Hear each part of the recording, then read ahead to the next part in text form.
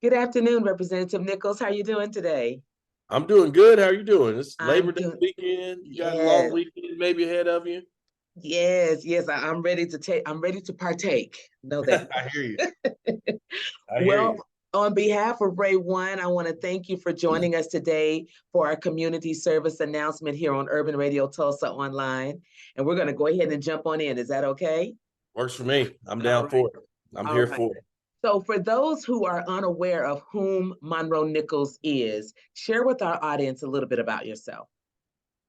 Yeah. So state representative for the last 7 years. I'm 4 terms in, representing House District 72 here in Tulsa. It's been a great ride, but I've spent the last, oh my goodness, it's like I don't know, like almost 20 years. I guess it's more like 16 years in public service in this community in some way, shape, or form. I'd been on the Tulsa Tech School Board at one point.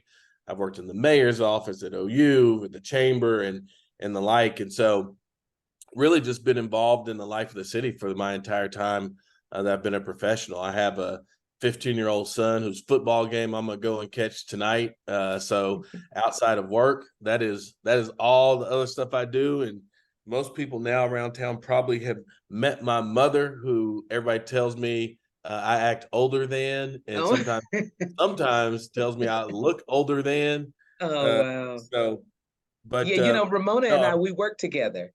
oh, I know Yeah. it, I know it, I know it. But yeah, no, I mean, I've enjoyed serving the community, being a part of the community, growing up in the community as an adult, frankly. But yeah, man, that's who I am. So that being said, what sparked you to want to be a politician in the first place? Yeah, I don't think in the beginning it was about being a politician. So, Okay. my mom, when I was growing up, was a probation officer. Right. My dad was a police officer. My mom's dad was a pastor and an Air Force veteran. So, like, there's already this tilt toward like public service type jobs when I was Okay. growing up. And so, like, I think for me, that's what it meant to be a professional. You were doing something like that. Like, I didn't have anybody in the family who was a dentist or anything like that. I mean, my uncle was an attorney, but like what I saw right in front of me were these jobs that were like more kind of civic oriented type jobs. Sure. And my mom at one point was on the housing authority board. She was chairing the housing authority board, and we went to DC for a conference. And so while she was doing the conference stuff, my dad's dad, my grandfather on the other side, my dad had just passed away when I was 14. So my grandfather's really trying to, help me work through that. And he was trying not to miss anything. And so it was a really important part of my life at a really critical time. But about a year after my dad passed, we're in DC, and my grandfather and I are just tackling Washington, D.C. during the day. Mom was doing conference related work. And this is before 9/11. So, you could walk into the Capitol, you could Right. the gallery, you could see what was going on. And I think Right. what got me interested in elected politics was being in the House gallery, looking down, seeing so few people on the floor making decisions for 300 million people, and honestly making decisions for about everybody on the globe. Sure. And I was taken by that. I was Yeah, I like, understand that. how many of those folks are really thinking about the people who I know back home? How many of Right. those folks really know what it's like to be a 15-year-old kid? How many of those folks really know what it's like trying to, take care of your parents and all that kind of stuff? And so I was like, you know what? I think that's something I kind of want to like. My role in public service might be a little bit different than my parents. I might want to lean into elected politics just because there's voices that are not at that table, and I think I could be one of those voices. Hmm. Learn how to develop that voice over time. So, like, it was more like exposed to public service through kind of the civic workforce, and Okay. then elected politics a little bit later on. Okay. And so, as you mentioned, you've been in politics since about 2016. Mhm. And so you are the first Black man to represent District 72. Yeah, In fact, in 2022, you won your election without even appearing on the ballot. yeah, In November, I had noticed that the redistricting committee had drawn new legislative maps yeah, for the state of Oklahoma, and it appeared to me that District 72 appeared to be drawn a bit smaller. yeah. Do you agree or disagree with that context? Well, so the geography is a bit smaller, but the population actually grew a little bit. So I got a more densely populated part of Tulsa. So now I cross downtown and go out to West Tulsa, where before part of my legislative district included parts of Owasso that are still yet undeveloped. Okay. And when we went through the redistricting process, one of the things I really thought about, a good friend of mine, he's a Republican, but Mark Van Kuren represents Owasso, and I have really good Owasso constituents. So I was like, that legislative seat probably should be Owasso, and 72 should be wholly in the city if we can do it. I see. Instead of having West Tulsa be part of the Sand Springs district, why we not have West Tulsa be part of a legislative seat where there's a representative waking up every day thinking about the city Sure. of Tulsa? Sure. And that's really part of the change. And so what has happened though, in effect, is that it is an incredibly diverse district, right? Like, because I got parts of Owasso still, but I got North Tulsa, I got like the Kendall Whittier area, I got downtown, I got West Tulsa. So if you think about the types of folks and families and businesses and all that kind of stuff that were within that geographic boundary, I'm not sure there's a more diverse district in the state actually, which Interesting. is neat, but also, it presents interesting challenges as you I think can about imagine. how are you going to handle things, the Capitol and beyond. Yeah, I can imagine. I noticed that, and I was kind of concerned as to if that was by design that it was drawn in that manner, but I appreciate your explanation of that. Now, you have decided to not run for reelection for District 72 and have instead decided to put your hat in for the mayoral seat in 2024. Right. Share with our audience a little bit about your platform and just frankly, why should we vote for you? Yeah. Well, you should vote for me because you like me. No, I'm just kidding. I really sometimes, like, we got to stop voting for people who we've known the longest, and we got to vote for people who can get the job done. I think that's always a big part of these conversations that we're having. So, like, at the surface level, I talked a little bit about my background. I've done the economic development stuff. Affordable housing has been something that I've worked on every year I've been at the Capitol. In fact, I passed legislation years ago that made Tulsa eligible for the affordable housing tax credit, which we were not for a very, very long time. And I've done some work in public safety. And so as I think about really three areas that I think about running for the mayor's office, I think about those issues. Those are issues I have a lot of experience in. I think those are issues important to Tulsa. I think what's within those issues is really important though. So when I talk about expanding the economy and creating jobs, there's a lot of people say, oh, Tulsa's doing great. Tulsa's not doing great for everybody. Yeah, right on. Unemployment in Black communities 2 times that the rest of the city. If we look at income inequality, we have it just as bad as anywhere else. And that doesn't mean that I'm going to run for mayor saying that it's other people's fault. But the fact is, if we are going to progress as a city, that growth has to be balanced, has to be equitable. Mhm. Every problem that we have in this community is due to inequity. And I'm not saying it's a person, it is a system, and it's a system that has to change. And so for me, it's not just about those issues, it's how do you approach those issues.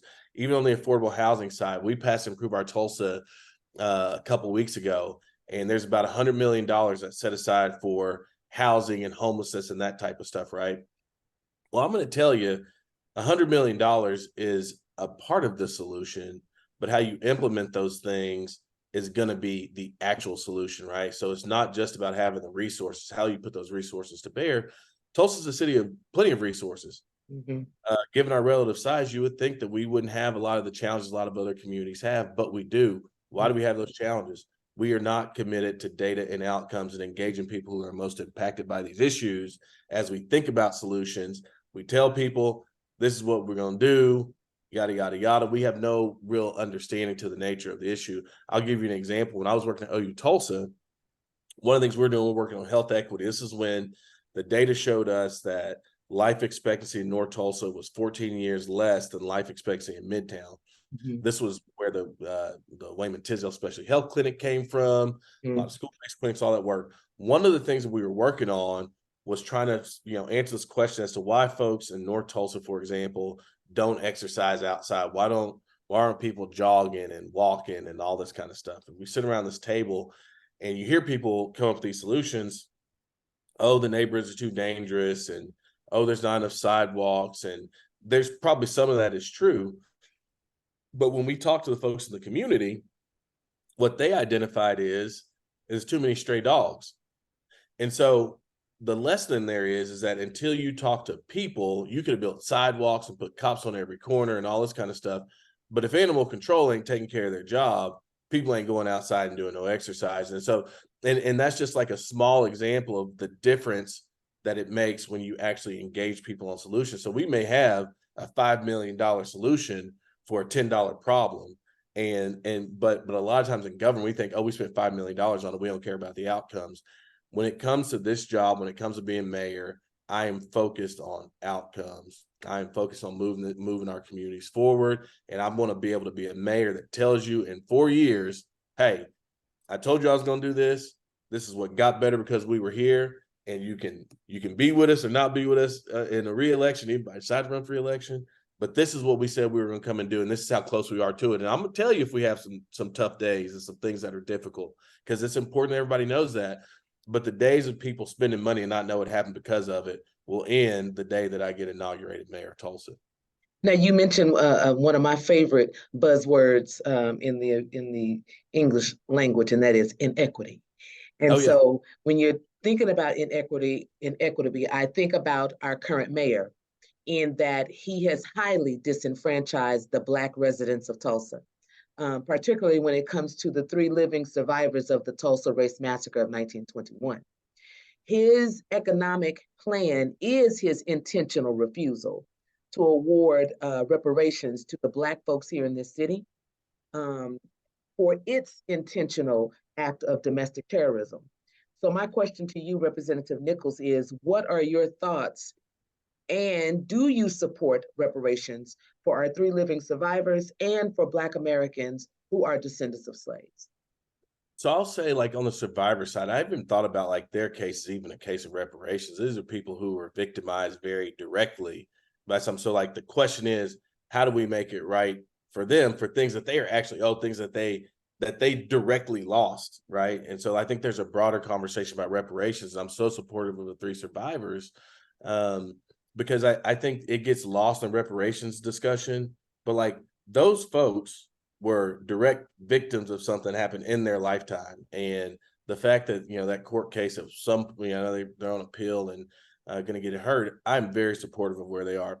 I do think as a country, we do have to have not only a conversation about reparations, which I know we've had. And so I'm always somebody say you got to move from talk to action. I think if we look at the data today, and this is why I go back to people say, oh, the argument we always get is slavery happened a long time ago, right? That's what we always hear. And I would buy into that if you were to show me today that the outcomes for Black folks and white folks were anywhere close to being the same. The legacy of slavery still exists today. And so for me, I think, just like I think if Tulsa's going to be a competitive community over the long haul, Black and brown folks got to be able to do better. If America's going to be competitive with the rest of the world, we're going to have to figure out a way to make some things right in our community. Now, how we do that, I know there's been different approaches. What I'm very interested in this reparations discussion is a lot of us have views about direct payments. I can understand that. A lot of us have views about public investments. I can understand that too. I wish we could have a conversation about what is doable and get something done, as opposed to this idea that we're going to keep talking about it and say, oh, we ain't going to send anybody direct payments, so that kills the conversation, or, oh, we're already kind of do this, or that's not good enough. I would like to see us get there very directly. And I would even break out the Tulsa conversation around reparations a little bit differently from the broader conversation around descendants of slaves. Because, I think there's a much more direct line to descendants of the race massacre. There's very clear evidence that, the city, the state, the feds not only allowed it to happen, but also didn't do anything to make sure that the damage was mitigated over time. So I think actually descendants of race massacre survivors, to me, have even a more direct line to the need for reparations and what we need to think about doing here in Tulsa. I think you can get muddy with descendants of slaves just because people say, oh, people marrying this, and we got to figure all this kind of stuff out, and it gets very confusing. But slavery's legacy is still here, and I think we have to, find ways to repair it. It's a bigger. I don't have the answer to how you do it, but I do think it's appropriate because the outcomes are where they are, and the outcomes where they are because some of us were slaves and some of us weren't, and that's just bottom line. Okay, and I'll just say this, that while I respectfully disagree with your position, I think that it will warrant and garner a more in-depth conversation at another time because we Oh, don't have a sure. lot. No, no. But I would like to put on record to say that it's not a secret that people in this city are leveraging on the wealth and success that they have because of that massacre. And there Well, are and that's lots my of point. Yeah, that's my yeah, point about more directly in Tulsa. And look, I've had people tell me you can't talk about reparations specific to Tulsa. So what I'm saying is I have a lot of clarity about it being something that we need to take care of in Tulsa. I think the national conversation about descendants of slaves I think that gets really muddied. And people say, how do you know who was where and all this kind of stuff? And that's fine. It makes my head hurt sometimes as far as people making excuses about it. But I will say that the need for reparations in Tulsa, Oklahoma, in response to the race massacre, I absolutely think that that's something that we have to take up. Certainly because okay. there's a lot of public benefit that's coming from the Greenwood district now, and I mean it's hard to argue against it by anybody who takes an objective look at it. I was saying I think it's really harder for me to understand how do you do it from a national perspective with descendants of slaves? Like what do we do there? I'm not exactly sure, but I do think, this is somebody running for mayor. I do absolutely think that there's something owed to those descendants of race massacre survivors. And so I was bifurcating the two of those actually. I So, get you. I totally you get know, it. I totally yeah. get it. Yeah, okay. So now, I don't know if you are aware of the whole mission of Urban Enterprises Tulsa. We are a pro-Black business here in Tulsa whose mission is to support, Black economic empowerment, political, social, and concerns of our citizenry here in Tulsa. So Mhm. that being said, we cannot escape the fact that you are a Black politician. So, Yep. what do you plan to do for the Black citizens of Tulsa? Yeah. So, I mean, I mentioned before how committed I am from an outcome story. I mentioned Black unemployment off the top. I mentioned affordable housing off the top. I talk a lot about academic outcomes all the time. So I think there's a couple of things, right? So I think we have to, very directly make investments into Black startup business and Black entrepreneurs. Why? Because it's hard for them to get capital, and that's the reason why oftentimes it ain't their ideas are bad or anything like that. It's just hard to get capital if you're a Black person. We Right could on. argue for reasons why. I think we know, but don't give me reasons why. I'm telling you that's directly what we have to be in a position to do that.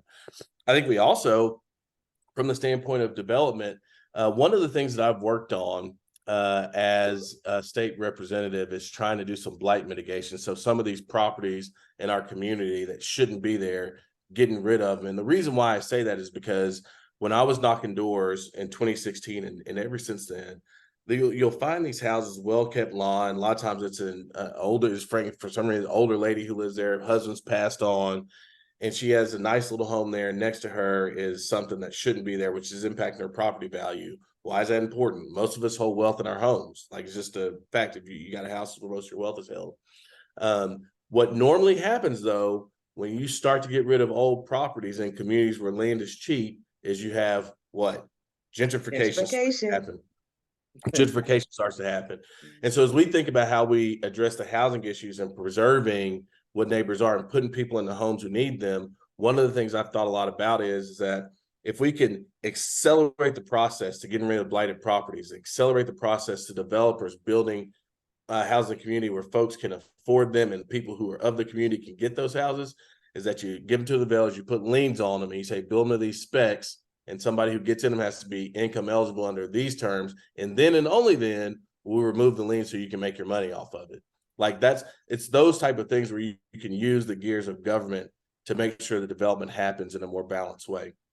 May I And may I may I interject something oh, real sure. quickly though? That being said, should not those that we behest our trust into those governmental positions that sit at the tables and know what happens in those smoke-filled rooms, shouldn't they not be more accountable to the citizenry to let them know that those properties are available so that people can go down and perhaps even consider about purchasing them for Oh, themselves sure. rather than having these people who come into, and I'm going to say North Tulsa Yeah. particularly, come into the community and buy up the pieces of land and then rebuild them as turnkey and then Yeah. make them too expensive for people who live in that demographic Yeah. And that's what bracket that's of that neighborhood or of that street. yeah. That's my thing, right? So my thing is like you can dictate what gets built there and who can have it, because the deal is if you're going to develop it, if I'm at the city, I'm going to accelerate the process for you to make money off this. I'm putting a lien on it until you build it to the specs I said it has to be built to, and it falls into a bracket where folks can afford it who are of that community. Like so, like you force that to happen, right? Like you don't hope that it happens, you force that to happen. And I think that's just part of the deal, right? And I think that's the difference when I talk about this housing stuff between having the money to do it and actually changing outcomes. Because then you start to shift people's the wealth that they have in the community. Because what happens is not only in my scenario before does the person move in who now has a home and can build wealth in that home, but the old lady who lived next to her, whose wealth was tied in her house, her property value just went up because she don't have a shack next to it, it's about to fall over. She has a home next to it. And so, we're talking about revitalizing and changing life in communities. I think the other thing you do with that though is that there are a number of Black builders who are out there who could do that work, who can't get work all the time, and you can dictate folks who can do these types of projects and make sure you give preference to certain people who you do these type of projects. And when I say give preference to, we did the same thing with the Wayman Tisdale Special Health Clinic, right? So this is not crazy stuff, right? When we built that clinic, Manhattan Construction, I think, got the project, but Manhattan had to have so much of not just minority participation, they actually had to try to find participation from the community. So somebody, like if there's a hauler who's in North Tulsa, they had to show preference to that person, not just like a Black hauler who's in Oklahoma City, right?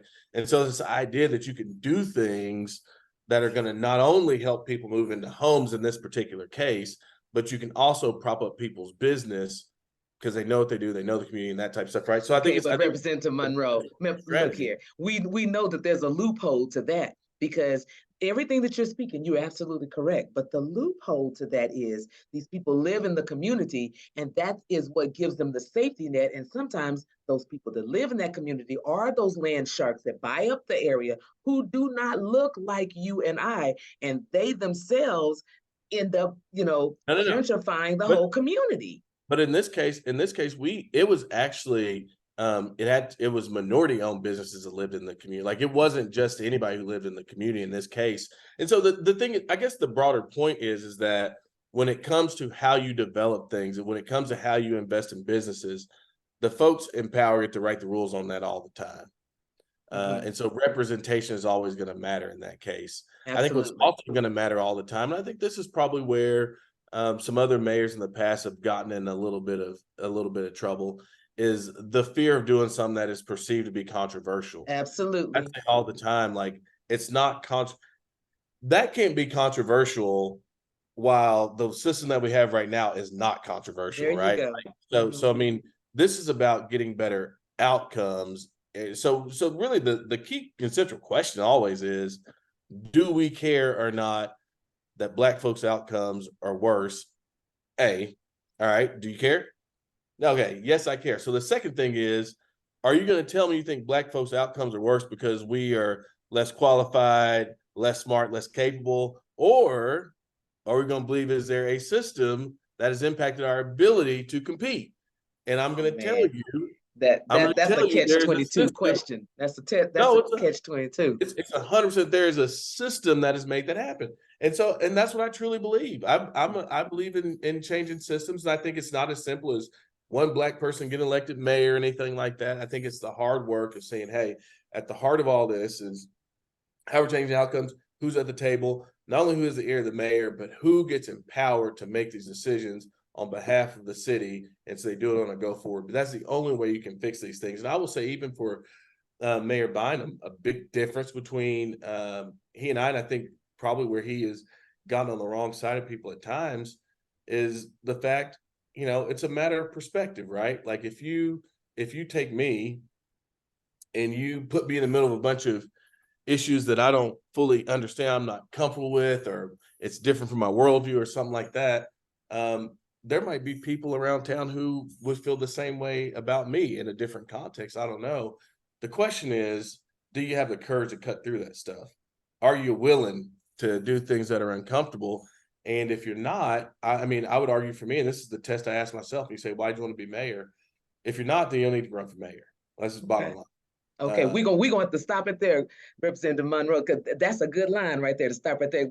That being said, will you come back another time for us to have another dialogue? I'll come back anytime you want me to. We can talk about any topic at any time. I'll be happy to do it. Let me tell you something. If you need to ask your mama. I can go all day on this kind of stuff. That's right on my head. Hey, I'm down for it. We can talk about anything. My job outside of the legislature is all about economic mobility. Right on. Equity. And ours is the same, but it's about Black economic mobility. But I'm gonna leave it there. Okay. All right. So Representative Monroe, thank you so much for joining us today on our community service announcement. And we want to make sure that we reach back out to you another time. Should we go through the same proper channels that we did before, or? Yes, that'd be perfect. Awesome. Well, thank you so much. Have a wonderful afternoon and a safe holiday. All right. Thank you. Bye-bye.